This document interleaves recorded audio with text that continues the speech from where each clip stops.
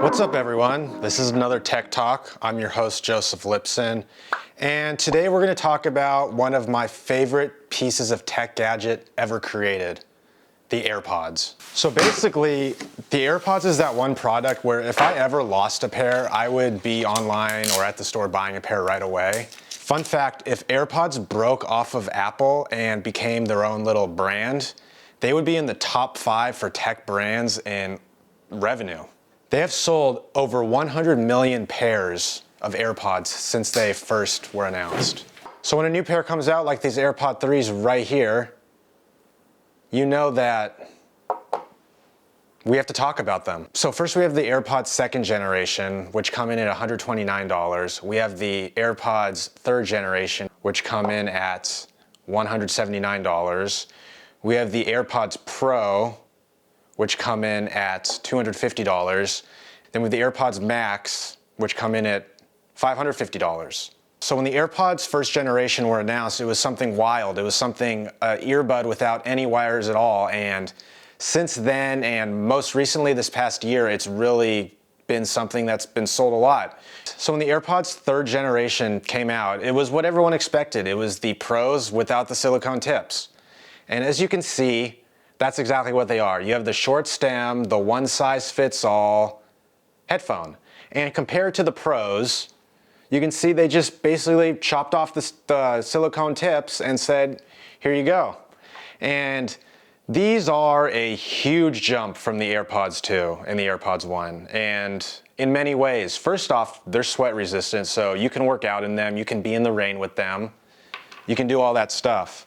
They also feature this cool skin detector mode where when you throw them both in your pocket, they know it's not touching skin, so they don't play. And with the AirPods Pros and the AirPods before this, you would throw them in your pocket and it would detect that they were out of the case and they would still play. So let's talk the case. As you can see, it's a bit smaller than the Pro case, and when you have it against the AirPods second generation, it's basically just the horizontal version of it. So what's cool about this case, what's cool about this new version is when you charge it for 5 minutes, you get up to 1 hour of listening time. You also get around 1 hour of talk time, which is also another great thing because you can charge them for 5 minutes on the phone, put them in your ears, then you got an hour to talk to someone. This does feature the MagSafe charging. You just throw it on, it sticks onto the MagSafe charger just like the iPhones. Not as powerful as a magnet, but it still does it. And it's the only AirPods that do that. If you bought a pair of Pros when these came out, they actually have MagSafe, but any version before does not. When I talk comfort and fit, you have to take it with my perspective because I know earbuds fit everyone's ears differently. Take whatever I say with it being my opinion and me trying to almost talk to the masses. But for me, if I had to rank the fits, it goes AirPods 2, AirPods Pro, AirPods 3. And it's unfortunate because I really thought the AirPods 3 was going to be that fit that kind of just sat in my ear and I forgot that they were there, which they still do that.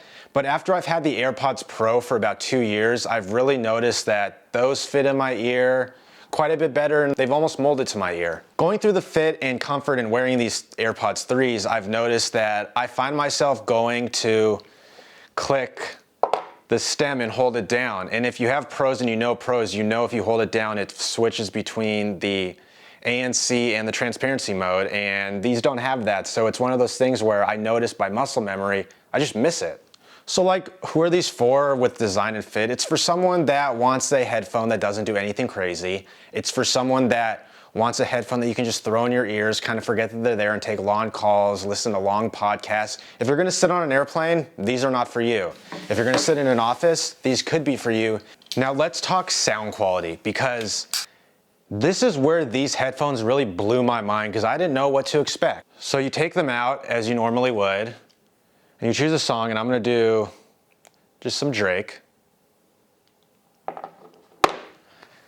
And right away, the sound quality is up to par with the Pros, which I was shocked about because the jump from the AirPods 2 to the Pros was much different. And for these to be as good as they are as a starter level headphone is really remarkable. Like it has less bass.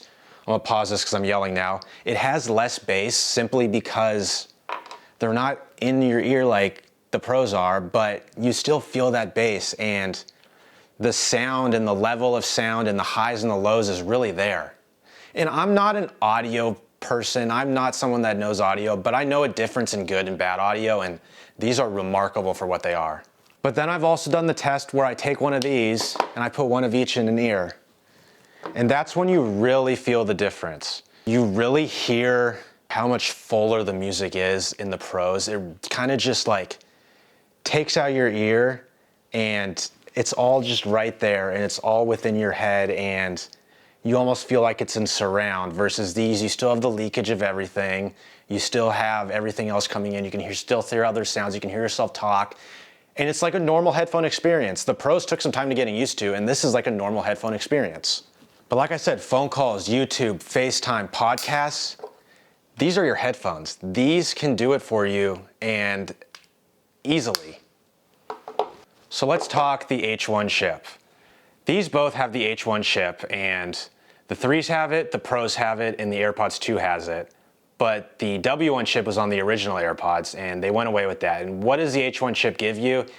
It gives you Bluetooth 5.0, the hands-free Hey Assistant, the immediate pairing. You flip it open, and you're paired. It gives you the pairing between devices. So when I go from my iPhone to my iPad, it pairs. Whenever I go to a device that sees it's open, it pairs. So spatial audio and dynamic head tracking is something that's unbelievable. You really have to try it to do it, but the AirPods Max do it phenomenally. The Pros do it great, and I was really shocked when the 3s came out with it because it's an entry-level headphone, and spatial audio seems like an advanced type of thing, but I'm gonna play with it right now. So you take these out, you put them on, and what spatial audio does is you choose, say, a song, you choose your thing, and you have spatial audio, and you can do off, fixed, or head tracking. I usually do head tracking, but it's when you turn your head, it tracks the music in that side, and it's almost like surround sound. And most songs aren't made to do it. There's some specific songs within Apple Music that are built for this, and you can literally hear different instruments in different areas, and it's really great. But movies is where it gets really interesting, because when movies, you listen to movies in this, you can hear the movie like you're in a surround sound theater, and that's within a headphone, which is unbelievable in something this small. But that's head tracking with the spatial audio feature. Force sensors. So with these, you have the force sensors, and you have the clicking. You have the click once to pause, double click, and you have the next song, triple click, and you have the song before, and then you hold it down, and it enables Siri. And I mean, that's what's better, because the old ones, you just did that, and it hurt your eardrum after a bit. And then adaptive EQ is really cool because you put them in and it kind of feels how your ears are, and it makes the song for what the song is to your ears, and kind of switches different areas of the music for you to really get the best experience you're supposed to get with the way your ears are, which is just like the most Apple thing in the world. That makes no sense, but that's what it is. Battery life with these AirPods 3. So with these, you get up to 6 hours of listening time on a total charge, up to 5 hours with spatial audio enabled, up to 4 hours of talk time with a single charge. And then with the case and the full case charge, you get up to 30 hours of music listening time. You get up to 20 hours of talk time. And if you've made it this far, hit that subscribe button, and you can see more of my videos, and we can talk to each other on YouTube, and we can see what kind of videos you want me to make, and it helps me. When it comes to the AirPods 2 versus the AirPods 3, what are you gonna choose? Well, it all comes down to fit. The AirPods 3 gives you every feature the AirPods 2 doesn't have. It basically gives you the AirPods Pros without the ANC and the transparency mode and the tips. But the fit. The fit is where you choose the AirPods 2 and the AirPods 3. If you love the fit of the AirPods 2, the AirPods 3 do not fit like that. They fit differently, and there's your answer. So this is where the comparison comes in for me between the AirPods 3 and the AirPods Pro. So for me, it came down to choosing these two headphones. It came down to me buying the 3s to replace my Pros, and at the end of the day, I can't do it. I found myself just wanting the active noise cancellation and the transparency mode. I found the music better, I found the fit better, and I just found these to be much better than these. And that's my opinion. To say these are not great is an understatement. These are unbelievable for what they are, but I've grown accustomed to these and I've grown to love these so much and love the fit of them.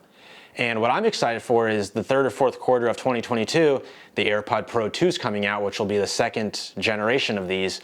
And those are going to be the greatest headphones I think Apple's ever created as earbuds. I don't know, these are unbelievable. So who are these for? The AirPod 2s are for anyone that loved the fit of the AirPod 1s and they don't want to go away from that fit. Those are your AirPods. But if you're going to upgrade, you upgrade to these. These, for what they are unbelievable. And at the price of $179, you can't get a better wireless earbud on the market.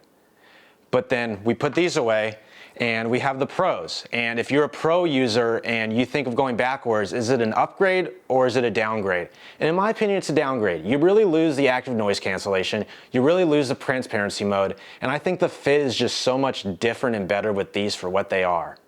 So at the end of the day, what am I gonna do? Am I gonna go with the Pros or am I gonna go with the 3s? And to be honest with you, I went back and forth. I put it through the test. I did the test where you throw these on and you wiggle your head, and I've ran in them and they worked. They don't fall out.